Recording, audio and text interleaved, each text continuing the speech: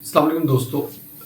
पीनस के ऊपर अगर कोई स्कार मार्क बना हुआ है, यानी कि पीनस को पकड़ते हैं साइड से एक गिल्टी सी महसूस होती है, उसको इंग्लिश में स्कारिंग कहते हैं, उर्दू में उसको गिल्टी कह लें, खरींट कह लें, उभार कह लें, यानी कि रफ सरफेस फील होती है। जैसे पीनस को पकड़ा है, उसके साइड से फील किया है, जो उसके अंदर वाला जो पर्दा होता है पीनस का, उसको हम कार्पोरा कैवर्नोसा कहते हैं, उसके ऊपर अगर उभार सा बना हुआ है, इस चीज को पेरोनीज डिजीज कहते हैं।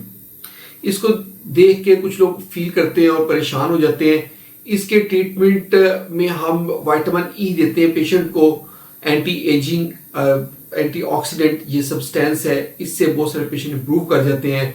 जिनको इससे फर्क नहीं पड़ता उनको हम इस स्कार के अंदर आइसोप्टिन इंजेक्शन लगाते हैं। आइसोप्टिन इंजेक्शन लगाने से भी ये इंप्रूव कर जाता है। हफ्ते में एक दफा इंजेक्शन इस स्कार के अंदर लगाना होता है और कम से कम 8-9 महीने लगाने से फर्क पड़ता है।